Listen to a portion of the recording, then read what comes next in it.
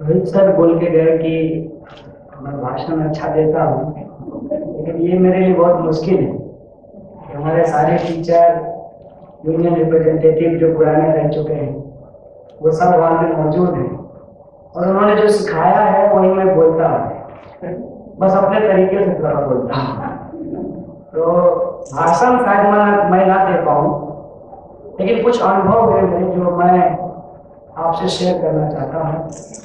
इससे पहले मैं आप तमाम लोगों का यहाँ पर स्वागत करना चाहता हूँ और जेएनयू की तरफ से आप सब लोग लोकतंत्र को बचाने में, जेएनयू को बचाने में जो लड़ाई लड़ी है उसके लिए बहुत शुक्रगुजार हूँ, आपको धन्यवाद करता हूँ। मैं अपनी बातचीत को दो हिस्से में रखना चाहता हूँ। एक जो रोहित सर बोल के गए हैं, आइडियोलॉजिकल यूनिटी, एक आइडियोलॉजिकल डिस्कोर्स इस देश में सेट करने की जरूरत है। और दूसरा, ये आइडियोलॉजिकल डिस्कोर्स अगर कॉन्स्टिट्यूशन क्लब में सेट हो जाए तो उससे कुछ होगा नहीं, इसको लोगों तक ले जाने का सवाल है। इसलिए उसको लेकर एक स्ट्रेटजी, इस दो हिस्से पे मैं बातचीत करना चाहता हूँ। सबसे पहला हिस्सा है आइडियोलॉजिकल डिस्कोर्स का, उसको भी मैं अपने एक्सपीरियंस से ही आपको बताऊंगा। 16 मई 2014 को जनरल इलेक्शन का रिजल्ट आया। 17 तारीख को हम लोग प्रोटेस्ट का कॉल किए और वो प्रोटेस्ट था गुजरात भवन। और वो प्रोटेस्ट क्यों था? तो गुजरात के अंदर किसानों को लेकर, दलितों को लेकर एक घटना घटी कि कुछ दलित लोगों को पानी नहीं लेने दिया जाता है ऊंची जाति के द्वारा, और गुजरात के अंदर किसानों की आत्महत्या का एक डेटा आया था। और इस दो सवाल को लेकर हम लोग गुजरात भवन पे प्रोटेस्ट करने के लिए जाने वाले थे। गंगा ढाबा पे बस आई, जैसे हर बार आती है, स्टूडेंट आ रहे थे, हमारी तख्तियां तैयार थी और नारे भी बने बनाए थे। और हम लोगों की बस जब वहां से चली, पहली बार उतनी पुलिस हमारे आगे पीछे थी। उस वक्त समझ में नहीं आया कि हो क्या रहा है। हमारी बस पहली बार गुजरात भवन नहीं पहुंची, हमको पकड़ करके जबरदस्ती जंतर मंतर पे ले जाकर के छोड़ दिया गया। फिर हम लोग सोचे ये क्या है, इसका कुछ मतलब है क्या?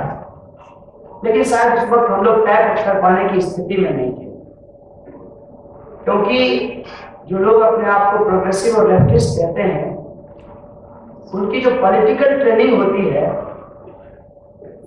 वो जो आइडियोलॉजी का बेसिक एसेंस होता है, उसके आधार पर कम होती है, दूसरे के खिलाफ ज्यादा होता है।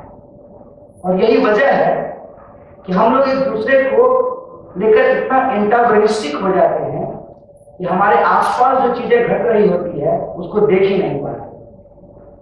जैसे भाई आयशा के बारे में सोच रहा होता है, आयशा डीएसयू के बारे में सोच रहा होता है, और डीएसयू हम सबके बारे में सोच रहा होता है। इतने में एबीवीपी क्या करती है हमको पता नहीं। और वही कैंपस का माहौल था। मई में जनरल इलेक्शन का रिजल्ट आया, सितंबर में हमारा इलेक्शन आया। लोगों को बिल्कुल समझ नहीं, कुछ लोगों को इस बात का लेकिन खतरा महसूस हुआ कि आखिर हमारी बस गुजरात भवन क्यों नहीं पहुंची। और उन लोगों ने सोचना शुरू किया कि आखिर क्या हो सकता है। जेएनयू में पॉलिटिकल अलायंस अगर हम एनएसयूआई से करने की बात करें तो शायद हमारे कॉमरेड रात को खाना ना खाएं और उनको ये बात पचे नहीं। और हम भी क्यों बोलें, हम भी तो उसी ट्रेनिंग से आए हैं, ये खतरा कौन बोल रहे? तो कोई कुछ बोला नहीं, लेकिन ये डिस्कोर्स चलने लगा स्टूडेंट के बीच। ये बात मैं पूरी ईमानदारी से आपको इसलिए बताना चाहता हूँ कि आप हमारे टीचर हैं, हम स्टूडेंट कैसे सोचते हैं जानना आपको जरूरी है, ताकि आप जब अपनी भूमिका निभा रहे होंगे एज ए ऑर्गेनिक इंटेलेक्चुअल, तो ये चीजें उसमें अगर रिफ्लेक्ट होगी तो इससे पूरे देश को एक मैसेज जाएगा। हम लोग इस पर बातचीत कर रहे थे फिर इस नतीजे पे पहुंचे कि ठीक है, NSY साथ नहीं होगा, सारे लेफ्ट भी एक साथ नहीं हो सकते हैं, तो कम से कम जो छोटे छोटे अम्बेडकराइट ग्रुप है और जो छोटा छोटा लेफ्ट ग्रुप है उसको यूनाइट किया जाए। और ये बातचीत शुरू हो गई। उस बातचीत का नतीजा ये निकला कि LPF का फॉर्मेशन हुआ। उसका पूरा नाम था लेफ्ट प्रोग्रेसिव फ्रंट। बहुत क्रिटिसिज्म हुआ, लेफ्ट के हर एक कॉर्नर से क्रिटिसिज्म आया और कहा गया कि ये अपॉर्चुनिस्ट अलायंस। ये डिस्कोर्स चलता रहा और जिस जय भीम लाल सलाम के नारे की बात हो रही है, JNU में पहली बार उसी LPF के फ्रंट से जय भीम लाल सलाम का नारा लगा। चुनाव में आयसा 4-0 से जीत गया। सब लोगों को कुछ पता नहीं चला, लगा कि JNU आज भी लाल है, JNU लाल ही रहेगा। और ये जो हमारा एक, मैं कह दूं तो बुरा मत मानिएगा, लेफ्ट एरोगेंस जो है वो रिफ्लेक्ट किया उस इलेक्शन के बाद। लेकिन JNU लाल था, संसद भवन को भगवा रंग से रंगने की तैयारी हो रही थी, फुटपाथ तक का कलर बदल दिया गया था और ये सब कुछ चल रहा था। और हम लोग प्रोटेस्ट में जा रहे थे और ब्रूटैलिटी, उसकी इंटेंसिटी लगातार बढ़ रही थी। पहले जब जाते थे HRD मिनिस्टर के सामने, मिनिस्ट्री के सामने, तो खड़ा होकर के पूरा प्रोग्राम करते थे। पहले उन्होंने वहां खड़ा होने से मना किया, फिर वहां पहुंचने नहीं दिया, उसके बाद तो बीच रास्ते से उठा करके ही पार्लियामेंट स्ट्रीट पहुंचाने लगा और ये सिलसिला बढ़ता चला गया। फिर दूसरा इलेक्शन आया, फिर ये कोशिश की गई कि हम सारे लोगों को एकजुट होना चाहिए, लेकिन ये मामला बना नहीं। अंततः सारे लेफ्ट अलग अलग चुनाव लड़े और उसमें से 28 वोट से एक ABVP का आदमी जीत जाता है। अब देखिए कोई इंस्टीट्यूशन का कैसे इस्तेमाल होता है। यही सबसे इंपॉर्टेंट हिस्सा है जिसको हमको समझने की जरूरत है। और नारा लगने से पहले उसको मालूम था कि एंटी नेशनल स्लोगन करने वाला है। आखिर कैसे? क्योंकि उसको यह भी मालूम था कि एंटी नेशनल स्लोगन लगेगा नहीं, लेकिन एंटी नेशनल स्लोगन का एक स्क्रिप्ट उसके पास था, जो स्क्रिप्ट चला था FTII से। FTII में स्टूडेंट के बारे में क्या कहा गया? 10 साल से यहाँ पढ़े रहते हैं, जनता के टैक्स के पैसे को बर्बाद करते हैं, अपना प्रोजेक्ट नहीं पूरा करते हैं, गांजा पीते हैं, ये लोग नक्सली हैं। ये नैरेटिव आया। उसके बाद अम्बेडकर पेरियार स्टडी सर्कल का नंबर आता है मद्रास IIT में, और वहां पे क्या कहा गया कि जो लोग बाबा साहब के नाम पे इस देश के अंदर कास्टिज्म करना चाहते हैं उनको टॉलरेट नहीं किया है। उसके बाद नंबर किसका आया? 2 जगह टेस्टिंग हो गई थी, आइडियोलॉजी को टेस्ट कर लिया था, कास्ट को टेस्ट कर लिया था, सोचा जरा रिलीजन को टेस्ट कर लेते हैं, तो दादरी का काम हो गया।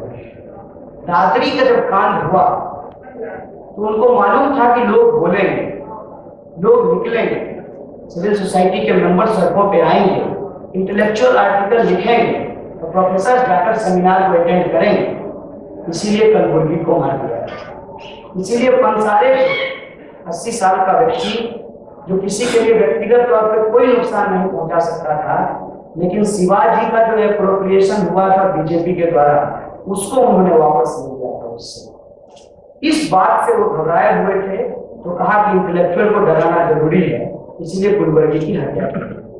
गुलवर्गी की जब हत्या हुई तो इनको थोड़ा उल्टा हुआ। टॉलरेंस इनटॉलरेंस का डिबेट इस देश के अंदर इतना मजबूती से उठा कि बिना संगठन का एक संगठन बन गया। कोई यूनाइटेड मीटिंग नहीं हुई, देश के हर एक कोने से लोग इस सवाल पे बोलने लगे और इनको बिहार में रिजल्ट मिला। यहाँ हम लोगों के लिए एक बात सीखने की कि पॉपुलर पॉलिटिक्स में अगर हम अपने एजेंडे को नहीं डालेंगे, शिक्षा जैसा बुनियादी सवाल अगर पॉपुलर पॉलिटिक्स का हिस्सा नहीं बनेगा, तो थ्रू पॉपुलर पॉलिटिक्स हम अपने एजेंडे को क्लिंच नहीं करेंगे। और ये बात इस देश के अंदर, इसलिए आज मैं RSS BJP का कोई क्रिटिसिज्म नहीं करने वाला, मैं खुद का क्रिटिसिज्म करूंगा लेफ्ट और प्रोग्रेसिव बनने के नाते। इस देश के अंदर आरएसएस ने कभी सरकारी स्कूल को बचाने की लड़ाई नहीं लड़ी, लेकिन साथ साथ अपना सरस्वती शिशु विद्या मंदिर चलाता था। हम लोग जो अपने आप को प्रोग्रेसिव और लेफ्टिस्ट कहते हैं, सरकारी स्कूल को तो बचा नहीं पाए, प्राइवेट स्कूल भी कोई खोलने की जहमत नहीं उठाई। किसी कम्युनिस्ट पार्टी के कम्युनिस्ट मैनिफेस्टो में आप चेक कर लीजिएगा, मैंने चेक किया है, एजुकेशन पे कितना पन्ना लिखा जाता है, उस पर ध्यान दीजिएगा। अगर आप एजुकेशन जैसे बुनियादी सवाल को छोड़ते हैं तो क्या होगा? एक जेएनयू में एक एबीवीपी का आदमी जीत करके देश के अंदर इतना बड़ा फर्जी डिबेट खड़ा कर सकता है, तो इतने सारे इंटेलेक्चुअल पैदा होकर के ब्यूरोक्रेसी में जाकर के, जुडिशियरी में जाकर के, तमाम तरीके के इंस्टीट्यूशन में घुस करके देश को कितना बर्बाद किए होंगे, इसका अंदाजा आप लगा लीजिए। शिक्षा का ये महत्व होता है और शिक्षा के इस महत्व को हम नहीं समझे। फिर आगे क्या हुआ? उसके बाद डिस्कोर्स चला देश के अंदर कि भाई उनका अटैक जो है वो बढ़ता जा रहा है। नंबर आया यूनिवर्सिटीज का, direct attack. Special university act को खत्म करने की बात की गई और कहा गया कि सेंट्रल यूनिवर्सिटी बिल आएगी, टीचरों का ट्रांसफर किया जाएगा और टीचर सिलेबस तैयार नहीं करेंगे, सिलेबस मिनिस्ट्री में तैयार होगा। अभी क्या कहा गया है? अभी कहा गया है कि सेना के जवान आएंगे और विद्यार्थियों को देशभक्ति पढ़ाएंगे। कल को क्या कहा जाएगा कि टीचर क्लासरूम से सियाचिन जाएंगे और वहां जाकर बंदूक चलाएंगे। ये कहाँ जा रहा है देश? कौन सोचेगा इसको? और जब सोचेंगे तो इस हॉल से बाहर निकालकर इससे लड़ेंगे कैसे? उसकी स्ट्रेटजी की बात मैं एक बात कहना चाहता हूँ। हमारा जो जनरेशन है, इसीलिए हम जब बोलते हैं जय भीम और लाल सलाम, तो ये कोई पॉलिटिकल स्ट्रेटजी का सवाल नहीं है, ये हमारा पॉलिटिकल कन्विक्शन है, हमारा पॉलिटिकल रियलाइजेशन है कि इसके बिना हम इस देश के अंदर कम्युनल फैसिज्म को नहीं रोक सकते। हमको ऑपरेट की यूनिटी बनानी पड़ेगी।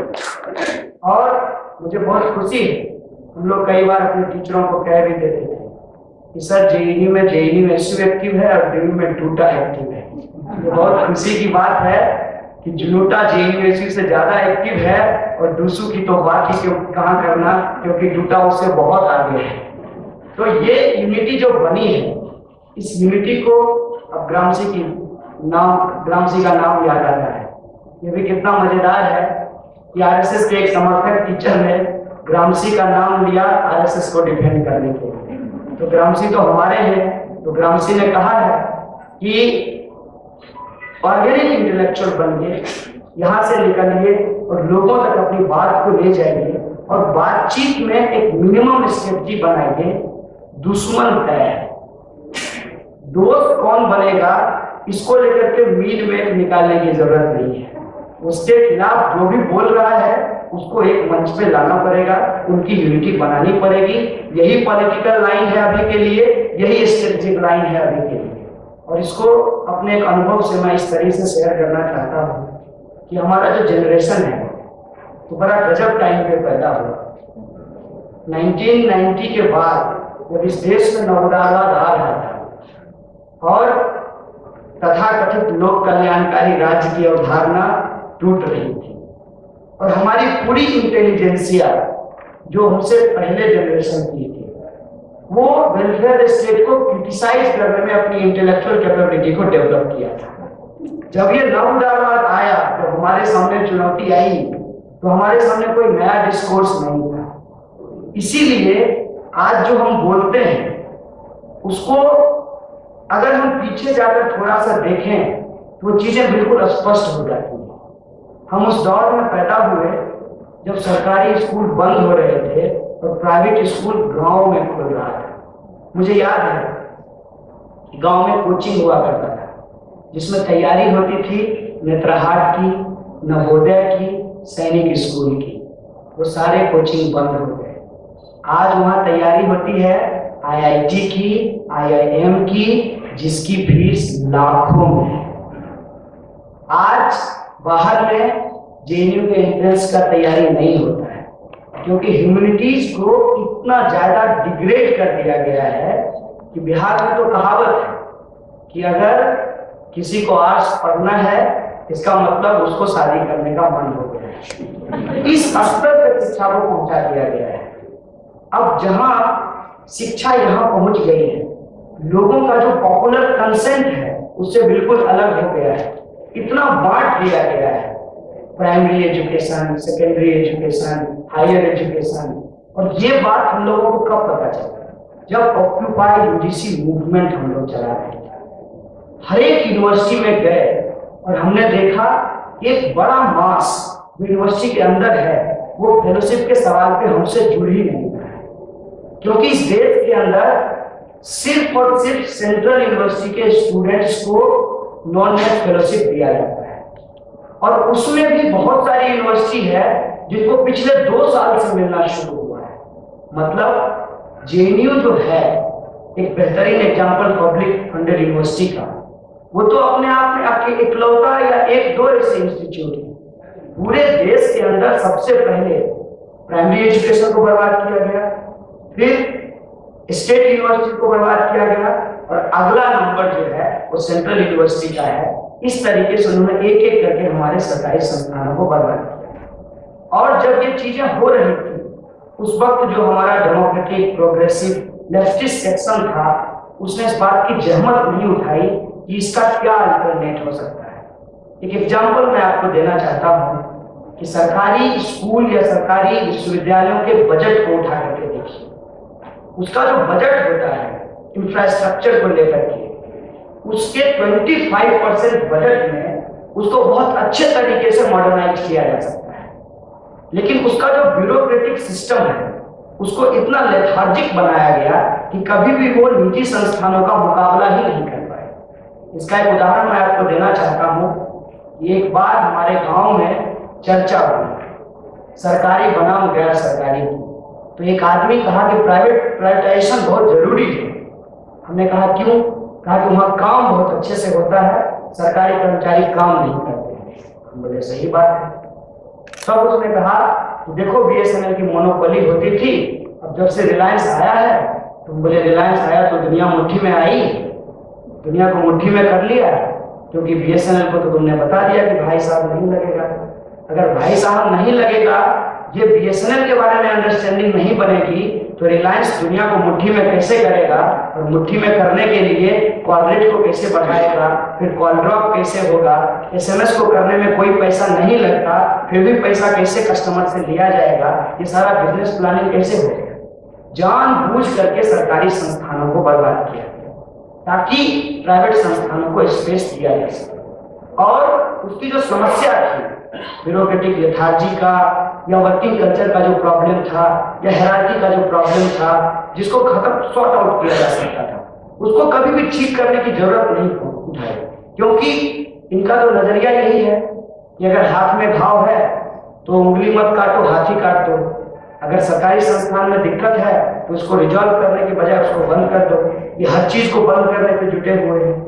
और स्थिति आज यहाँ तक पहुंच गई है कि लोग सरकारी स्कूल में नहीं पढ़ना चाहते, लेकिन सरकारी नौकरी करना चाहते हैं। ये बहुत इंटरेस्टिंग चीज है। लोग इस देश के अंदर प्राइवेटाइजेशन की वकालत करते हैं, लेकिन बैठना चाहते हैं संसद भवन में जो सरकारी है।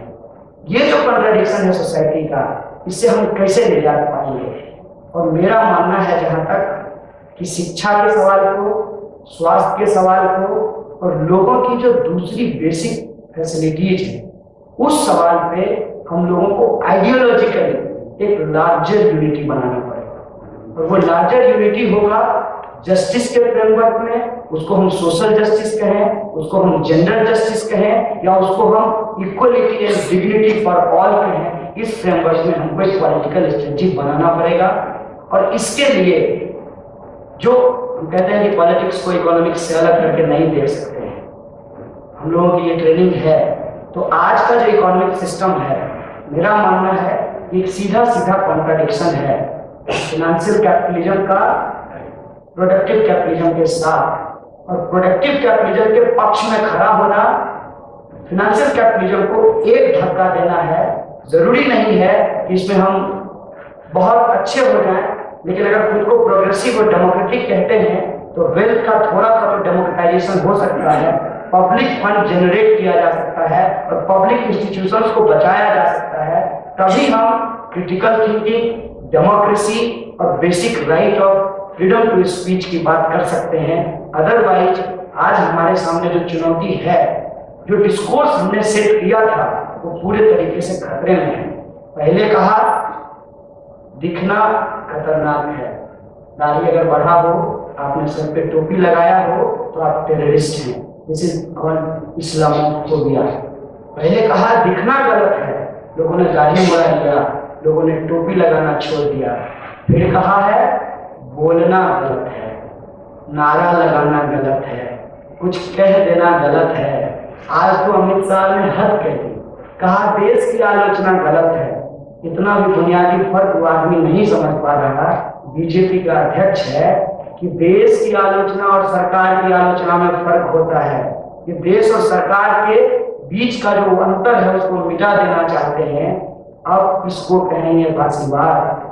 जब 16 मई को चुनाव का रिजल्ट आया तो बहुत सारे इंटेलेक्चुअल ने कहा कि देश में ये हम कहते हैं कि फांसीवाद आ गया है, ये बहुत जल्दबाजी होगी। लेकिन फांसीवाद आ रहा था, कब से आ रहा था? जब से वो शिशु विद्या मंदिर चला रहा था, तब से आ रहा था जब वो यूपीएससी की तैयारी करवा रहा था, तब से आ रहा था जब जुडिशियल सिस्टम में अपने लोगों को प्लांट कर रहा था, तब से आ रहा था कि इस देश का एकमात्र पत्रकारिता विश्वविद्यालय पे पूरी तरीके से कब्जा है आरएसएस का। और ये आया है आज हमारे सामने खुलकर, और उसको लगता है कि अगर हम अपर हाउस में सीधे सीधे नहीं आ पाए तो उसको जरूरत पड़ी तो चुनाव भी बंद कराएगा। संविधान को ताक पर रखकर जो उसका सीधा सीधा एजेंडा है, आज भारत माता बोल रहा है, कल कहेगा कि आरएसएस वाली भारत माता का जय बोलो। क्योंकि आरएसएस वाली जो भारत माता है वो शेर पे बैठी हुई है, उनका सारी भगवा है, और उनके हाथ में जो झंडा है वो तिरंगा नहीं, वो भगवा है। याद कीजिए आजादी के समय में जो भारत माता का इमेज यूज करती थी कांग्रेस, उसमें भारत माता खड़ी थी, उनके हाथ में तिरंगा झंडा था, उनका साड़ी तिरंगा था और वो जंजीर से बंधी हुई थी। भारत माता का पूरे तरीके से इमेजिनेशन बदल दिया गया है। और जो एजेंडा है आरएसएस का कि झंडे में 3 रंग हैं, उस केसरिया को इस्तेमाल करो बाकी 2 लोगों को, बाकी 2 रंग को ढकने का, जो शांति का और हरियाली का प्रतीक है, और जो चक्र इस देश के अंदर एक्चुअली दलित मूवमेंट का सिंबल है, एक्चुअली बुद्धिज्म का सिंबल है, उसको खत्म करने का। और ये जो पॉलिटिक्स है इसके खिलाफ अगर हम लोग यूनाइट नहीं होंगे, अगर हम एक मिनिमम यूनिटी नहीं बनाएंगे तो इस देश को बचा पाना बहुत मुश्किल होगा। अगर हम फ्रीडम ऑफ थॉट की बात कर रहे हैं, फ्रीडम ऑफ स्पीच की बात कर रहे हैं, तो मैं यहाँ एक अंतिम कोट करते हुए अपनी बात को खत्म करूंगा कि आज क्रिस्टल यूनिवर्सिटी का प्रेसिडेंट बोल रहा है कि मेरी यूनिवर्सिटी में हमसे अपोजिट आइडियोलॉजी का कोई व्यक्ति आकर बात रखेगा तो मैं उसकी निंदा करूंगा, लेकिन मैं उसके ऊपर कोई कार्रवाई नहीं करूंगा। आज कुछ साल पहले सुप्रीम कोर्ट ने कहा है, यूएस की सुप्रीम कोर्ट ने कहा है, फ्रीडम ऑफ स्पीच के बारे में क्लियर कट बात बताई कि किसी के बारे में कुछ भी बोलना सेडिशन नहीं है। और यही कारण है कि वहां पे लोग जब प्रोटेस्ट करते हैं तो व्हाइट हाउस के सामने में जाकर प्रोटेस्ट करते हैं, उसके आगे में प्रोटेस्ट करते हैं, ये उनका डेमोक्रेटिक राइट है। और जब अमेरिका अटैक किया था वियतनाम के ऊपर तो खुद अमेरिकी लोग सड़क पे उतर करके वियतनाम का समर्थन कर रहे थे और वार का विरोध कर रहे थे। लेकिन मैं कोट करना चाहता हूँ हिंदुस्तान को कि हमें ना प्रिंसटन यूनिवर्सिटी को जाने की जरूरत है, ना यूएस पहुंचने की जरूरत है। महात्मा गांधी का 1929 के अंदर उन्होंने एक आर्टिकल लिखा था फ्रीडम ऑफ स्पीच के ऊपर, उसको पढ़ने की जरूरत है, जिसमें वो कह रहे हैं कि डेमोक्रेसी का basic essence freedom of speech है। और फ्रीडम ऑफ स्पीच का दायरा कितना बड़ा है कि आप एक इंडिविजुअल पूरी की पूरी सरकार, पूरी की पूरी व्यवस्था के खिलाफ बोल सकता है, और उसको इस बात को बोलने की आजादी बेसिक एसेंस है फ्रीडम ऑफ स्पीच का। और इस बात को इस तरह से कोट करते हैं कि पानी को किसी के साथ डाइल्यूट किया जा सकता है, पानी को डाइल्यूट नहीं किया जा सकता। और फ्रीडम ऑफ स्पीच पानी के जैसा है, जिसको डाइल्यूट नहीं किया जा सकता। अगर उसको डाइल्यूट किया गया तो इस देश में the very idea of democracy को बचाना मुश्किल हो जाएगा। इसीलिए आज हम अगर मिनिमम यूनिटी की बात कर रहे हैं तो इसलिए कह रहे हैं कि भगत सिंह ने, बाबा साहब भीमराव अम्बेडकर ने, महात्मा गांधी ने, पंडित जवाहरलाल नेहरू ने और वो तमाम लोग, चाहे वो ज्योतिबा फुले हो, चाहे वो पेरियार हो, इमेजिन कीजिए कि अगर इसी तरीके का एग्रेसिव नेशनलिज्म या एंटी नेशनलिज्म आप कहिए बढ़ता रहा तो पेरियार की उस मूर्ति का क्या हाल होगा चेन्नई के अंदर, जिस पे लिखा हुआ है कि there is no god in the earth. उस मूर्ति का क्या किया जाएगा उसके बारे में सोचिए। ये जो अटैक हुआ है फ्रीडम ऑफ स्पीच का, वो जो बेसिक आइडिया है डेमोक्रेसी का, उसके ऊपर जो अटैक हुआ है और नैरेटिव जिस तरीके से तैयार किए गए हैं, लॉ में लिखा हुआ है सेडिशन, सुप्रीम कोर्ट के वकील हमारे साथ हैं, इस्तेमाल किया हुआ टीवी चैनल पर एंटी नेशनल। और ये जो टर्मोलॉजी है इसको बहुत गंभीरता से समझने की जरूरत है, क्योंकि सेडिशन को हिंदी में कहते हैं राजद्रोह। राजद्रोह के बरक्स क्या बाइनरी बनती? राज प्रेम, जो इनका असली चरित्र है, लेकिन इन्होंने इसको कन्वर्ट किया, सेडिशन की जगह एंटी नेशनल शब्द का यूज किया ताकि खुद को सेल्फ क्लेम्ड नेशनलिस्ट घोषित कर सके और पूरा का पूरा आजादी के आंदोलन का जो डिस्कोर्स है उसको बदल करके देश के सामने जो बुनियादी सवाल है, शिक्षा का, स्वास्थ्य का, रोजगार का और सबके लिए न्याय का, बोलने की आजादी का, इस सवाल को डाइल्यूट कर सके। लेकिन मुझे पूरी उम्मीद है कि जो रियलाइजेशन आज हम स्टूडेंट्स के बीच में है, टीचरों के बीच में है, सिविल सोसाइटी के लोगों के बीच में है, अगर हम ऑर्गेनिक तरीके से टू वे ट्रैफिक स्टाइल में अगर गांव-गांव तक पहुंचा पाए, क्योंकि ये जो न्यू मीडिया है इसका इस्तेमाल अगर रिग्रेसिव फोर्स कर सकती है तो इसका इस्तेमाल अगर प्रोग्रेसिव फोर्स करे तो इस देश को बचाया जा सकता है, लोकतंत्र को बचाया जा सकता है, संविधान को बचाया जा सकता है। बहुत बहुत शुक्रिया।